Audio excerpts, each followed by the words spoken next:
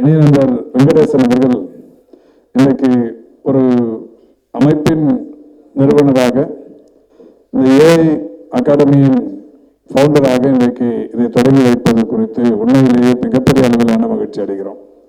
ஒவ்வொரு நாளும் அதிகாலையில் 4:30 மணிக்கு சந்தித்துக் கொள்வோர்கள். நாங்கள் சரியாக 4:30 மணிக்கு நானும் வெங்கடேசனும் எதிரில் விட்டிருக்கிற அரியும் கருணாவும் நடைபயிற்சி மேற்கொள்வதற்கு ஒரு 1.5 மணி நேரம் ஒவ்வொரு நாளும் எங்களுடன் இருப்பவர்.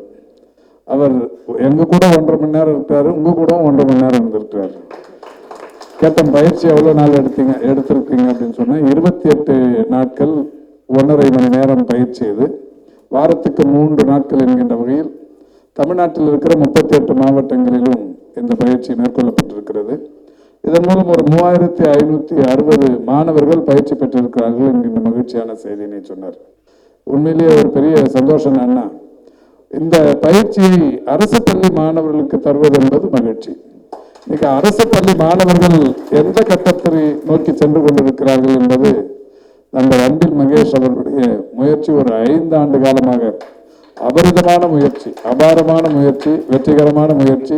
இன்னைக்கு அதில் கிடைத்திருக்கிற பலன், இந்திய அளவிலான உயர்கல்வி சேர்க்கையில் தமிழ்நாடு 47%, இந்தியாவின் உயர்கல்வி சேர்க்கையின் சதவிகிதம் 28.4, தமிழ்நாட்டின் உயர்கல்வி சேர்க்கையின் சதவிகிதம் 47. அதாவது இந்த விஷயத்துக்கு என்ன யார் காரணம்? அன்பில் மகேஷ் மாண்புமிகு தமிழ்நாட்டின் முதலமைச்சருடைய வழிகாட்டுதலோடு பள்ளிக்கல்வித்துறையை அடுத்த கட்ட நகர்விற்கு முன்னெடுத்து சென்று கொண்டிருக்கின்ற காரணத்தினால் உயர்கல்வி சேர்க்கையில் இந்தியா ஒரு மிகப்பெரிய, இந்தியாவில் தமிழ்நாடு ஒரு பெரிய இடத்தை பிடித்திருக்கிறது. உயர்கல்வி சேர்க்கை மட்டும் இல்ல, தேர்ச்சியிலும் கூட தமிழ்நாடு இன்னைக்கு ஒரு மிகப்பெரிய சாதனையை படைத்திருக்கிறது. எனவே இந்திய அளவில் தமிழ்நாடு உயர்கல்வி சேர்க்கையிலும் தேர்ச்சியிலும் ஒரு மகத்தான சாதனை படைத்திருப்பதற்கு மாண்புமிகு தமிழ்நாட்டின் முதலமைச்சர்கள், இப்போது மரியாதைக்குரிய அமைச்சர் அன்பில் அவர்கள் சொன்னதைப் போல நான் முதல்வன், தமிழ் புதல்வன், புதுமை பெண் போன்ற திட்டங்கள், மாண்புமிகு தமிழ்நாட்டின் முதலமைச்சர்கள் கொண்டு வந்த 7% இடஒதுக்கீடு, மருத்துவம், பல்மருத்துவம், சட்டம், வேளாண்மை, மீன்வளம் போன்ற பல்வேறு அந்த தொழில்சார் படிப்புகளுக்கு 7% இடஒதுக்கீடு என்கின்ற அடிப்படையில் அரசு பள்ளி மாணவர்கள், குறிப்பாக கிராமப்புற மாணவர்கள் அதில் தேர்ச்சி பெற்று அவர்களுக்கு விலையில்லா கல்வி கட்டணம், விலையில்லாமல் விடுதி, விலையில்லாமல் அந்த உணவு, எல்லா வசதிகளும் விலையில்லாமல் செய்து கொண்டிருக்கின்ற காரணத்தினால் இன்னைக்கு பல்லாயிரக்கணக்கான லட்சக்கணக்கான பேர் பயன்பட்டுக் கொண்டிருக்கிறார்கள். நீங்க நான் முதல்வன் திட்டத்தில் மட்டுமே 42 லட்சத்துக்கும் மேற்பட்டவர்கள் பயன்பெற்றிருக்கிறார்கள். ஒரு மகிழ்ச்சியான செய்தி, அரசு பள்ளிகளில் படித்த ஒரு 5 மாணவிகள் ஜப்பானில் இருக்கிற ஒரு டோக்கியோவில் நெக்ஸ்ட் ஜென் என்கின்ற ஒரு கம்பெனியில வருடத்திற்கு 21 லட்சம் ரூபாய் சம்பளத்தில் 5 பேர் பணியில் இருக்கிறார்கள். இது இந்த நான் முதல்வன் திட்டத்தின் ஒரு மிகப்பெரிய சிறப்பு. அதே ஜப்பானில் இருக்கிற டோக்கியோவில் கியோட்டோ பல்கலைக்கழகத்தில் ஒரு 4 மாணவிகள் தமிழ்நாட்டிலிருந்து இந்த நான் முதல்வன் பயிற்சிக்காக அங்க போய் அந்த பயிற்சி முடித்து அந்த பயிற்சியை தொடர்வதற்கு எங்க வராங்கன்னா ரூர்கேலாவில் இருக்கிற ஐஐடிக்கு வராங்க. ஐஐடி வாசல்ல அரசு பள்ளி மாணவர்கள் என்பது சாதாரணமான விஷயம் இல்லை. மரியாதைக்குரிய வெங்கடேசன், இப்ப ஐஐடி கேம்பஸுக்குள்ள இந்த அரங்கத்துல வேணா நம்மளை கூட்டு உட்கார வைக்கலாம். ஐஐடிக்குள்ள என்ட்ரி ஆகிறதுங்கிறது சாதாரணமான விஷயம் இல்லை. ஆனால் இன்னைக்கு அரசு பள்ளி மாணவர்கள் நான் முதல்வன் திட்டத்தின் மூலம் கியோட்டோ பல்கலைக்கழகத்தில் சென்று அங்கே பயிற்சி பெற்று அந்த பயிற்சியின் தொடர்ச்சி ரூர்கேலாவில் இருக்கிற ஒரு ஐஐடியில் கிடைத்திருக்கிறது என்றால் ஒரு சாதாரணமான விஷயம் இல்லை. இதெல்லாமே இன்னைக்கு பள்ளிக்கல்வித்துறையின் வளர்ச்சி என்பது அந்த அளவுக்கானது. இப்போ வருகை தந்திருக்கிற உங்களுக்கு எல்லாருக்குமே ஒரு குறைந்த வயது உள்ளவர்கள், இப்போ மேடையில் விட்டிருக்கிற என்ன மாதிரியான வயதேற்றவர்கள் அநேகமாக ஒரு 2-3 பேர் தான் இருக்கிறாங்க. அப்போ எங்களுக்கு நாங்கள் ஒரு 4 அலைகளை சந்தித்திருக்கிறோம். நாங்கள் சின்ன வயசுல நாங்கள் சந்தித்த அலை வேளாண்மை அலை, அக்ரிகல்ச்சரல் வேவ். அதை தவிர்த்து வேறு எந்த அலையும் யாருக்குமே அப்போ தெரியாது. சிறு விவசாயி, குறு விவசாயி, பெரிய விவசாயி, பண்ணையார், இந்த மாதிரி ஒரு பெரிய விவசாயம். அதில் IR8 கண்டுபிடிக்கலாமா, IR20 கண்டுபிடிக்கலாமா, இந்த மாதிரியான கண்டுபிடிப்புகள் தான். இது ஒரு 50-60 வருஷத்துக்கு முன்னாடி விவசாய அலை, வேளாண்மை அலை, அக்ரிகல்ச்சரல் வேவ்.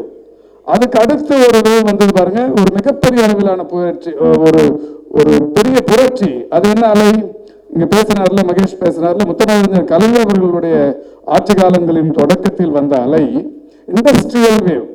அதுக்கு அடுத்து வந்த அலைதான் இண்டஸ்ட்ரியல் வேவ். இப்போ இருக்கிற செயின்கோபின் ஹூண்டாய் இந்த மாதிரியான கம்பெனிங்க எங்க பார்த்தாலும் கம்பெனிகளா வந்து அப்போ வந்த அலைக்கு பேர் இண்டஸ்ட்ரியல் வேவ்.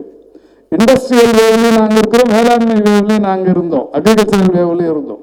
அதுக்கு அடுத்து ஒரு அலை வந்தது, உங்களுக்கு எல்லாம் நல்லா தெரியும். இங்க அண்ணா பல்கலைக்கழகத்தில் 500க்கும் மேற்பட்ட உறுப்பு கல்லூரிகள் இருக்கு. தமிழ்நாடு முழுவதும் 1000க்கும் மேற்பட்ட மிகப்பெரிய பொறியியல் கல்லூரிகள் இருக்கு. இதெல்லாம் அடுத்த என்னது எலக்ட்ரானிக்ஸ் வேவ். அடுத்து இப்ப நம்ம பலமா வேகமா இருக்கிற அலை வந்து எலக்ட்ரானிக்ஸ் வேவ்ல இருக்கிறோம். இதுக்கு அடுத்து தான் வரப்போற வேவ் இப்ப இந்த நீங்க சொல்ற ஆர்டிபிஷியல் இன்டெலிஜென்ஸ் வேவ். இந்த 4 அலைகள் சந்தித்த தலைமுறை என் வயதொத்தவர்கள் இருக்கிறோம். Agricultural wave, industrial wave, electronicals wave, அடுத்து இப்போது வந்து நாம் ஒரு ஆர்டிபிஷியல் வேவ். இதை வந்து இப்போ சந்தித்தே தீர வேண்டிய ஒரு நிலை. இதை வந்து நம்ம சக்சஸா ஆகணும். இந்த ஆர்டிபிஷியல் இன்டெலிஜென்ஸ்ல வந்து நம்ம சக்சஸ் ஆகணும். அதனாலதான் நம்ம முதல்வர் அவர்கள் நம்முடைய மாண்புமிகு அமைச்சர் சொன்னது மாதிரி மடிக்கணினின்னு சொன்னா நேற்றைக்கு நான் அது அதுல இருக்கிற ஒரு ஸ்பெசிபிகேஷன் நேற்றைக்கு தான் நான் உணர்ந்து கொண்டேன். அண்ணா பல்கலைக்கழகத்தில் ஒரு 3000க்கும் மேற்பட்ட மாணவர்களுக்கு அந்த மடிக்கணினி கொடுக்கறதுக்கு போனப்ப அந்த பதிவாளர் ஒரு தகவல் சொன்னார். மற்ற சிஸ்டத்துல எல்லாம் இல்லாத ஒண்ணு இதுல இருக்கு. இதோட ஸ்கிரீன் அளவு ரொம்ப பெருசு. அதாவது ஸ்கிரீன்ல வந்து அந்த பார்டர் ஒரு சிலத்துல வந்து பெரிய திக்கா இருக்கும், இது ஸ்கிரீனோட அளவு குறைவா இருக்கும். ஆனா முதல்வர் இதை தேர்ந்தெடுக்கும் போது ஸ்கிரீனோட ஸ்பெசிபிகேஷன் பெருசா இருக்கணுங்கிற மாதிரி வடிவமைச்சு கொடுத்துருக்கிற ஒரு சிஸ்டம் இது இப்போ கொடுத்துருக்கிற மடிக்கணினி. அதை தாண்டி இன்னொன்னு பெர்ப்ளெக்சிட்டி AI ப்ரோ, இது வந்து அதுல இணைக்கப்பட்டிருக்கிறது அந்த டூல். அது வந்து தனியா நீங்க போய் மாத சந்தான்னா ஒரு 1950 ரூபாய் மாத சந்தா ஆகும். பெர்ப்ளெக்சிட்டி AI ப்ரோங்கிற அந்த டூல் இதுல இணைக்கிறதுக்கு உங்களுக்கு தேவை. அதை ஸ்பீடா பண்றதுக்கு, அதோட ரிசர்ச் பண்றதுக்கு, அது இன்னும் ஆழமா போய் பார்க்கறதுக்கு இந்த பெர்ப்ளெக்சிட்டி வேவ்ங்கிறது உங்களுக்கு ரொம்ப அவசியம். இது நீங்க தனியா போடணும்னு சொன்னா மாசத்துக்கு 1950 ரூபாய் ஆகும்.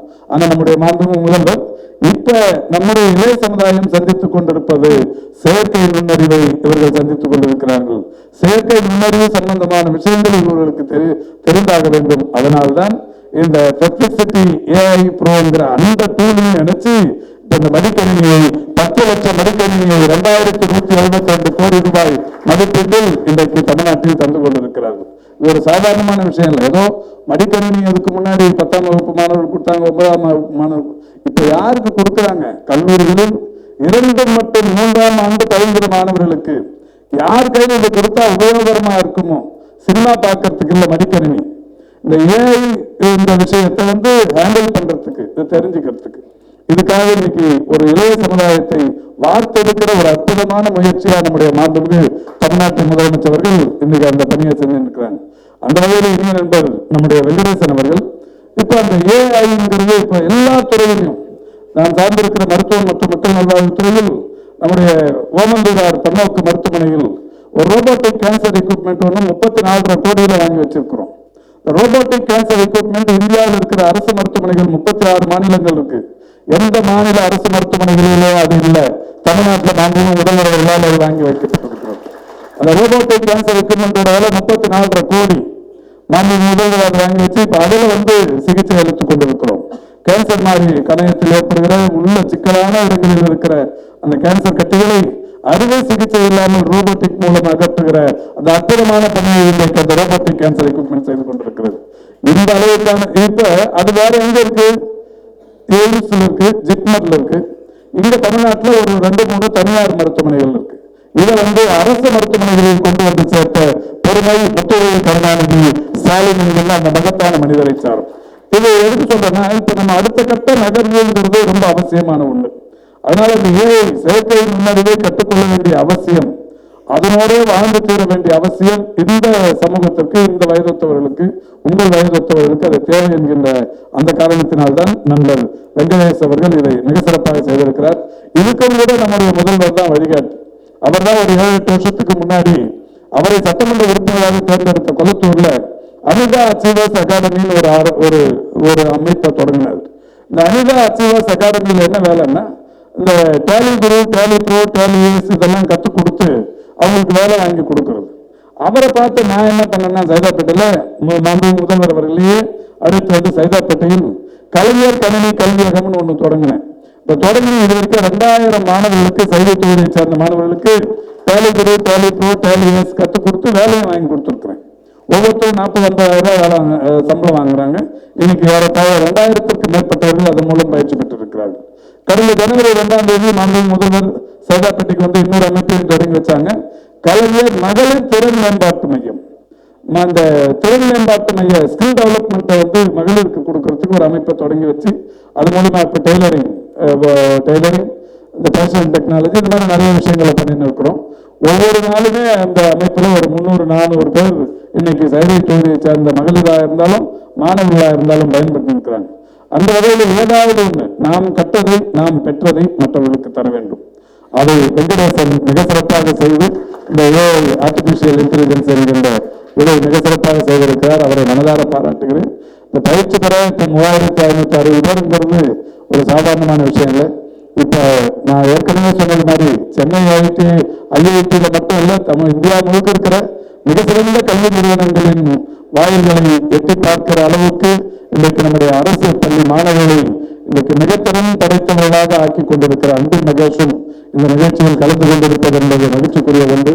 எனவே இந்த சிறப்பான நிகழ்ச்சியை, இந்த பணியை செய்து கொண்டிருக்கிற மரியாதைக்குரிய வெங்கடேசன் அவர்களுக்கும் அவருக்கு உறுதுணையாக இருந்து செயலாற்றிக் கொண்டிருக்கிற அருணாச்சலம் போன்றவர்களுக்கும் இதற்கான பயிற்சியை அவர் இங்கே சொன்னார். ஐஐடி ப்ரொஃபசர்ஸ் பண்ணாங்க, அண்ணா யூனிவர்சிட்டி ப்ரொஃபசர்ஸ் எல்லாம் பண்ணாங்க. யாருமே எந்த ஒரு 10 பைசா செலவு இல்லாம அவங்களாவே ஆர்வத்தோடு வந்து இந்த பயிற்சியை தந்தார்கள் என்று மகிழ்ச்சியோடு சொன்னார்.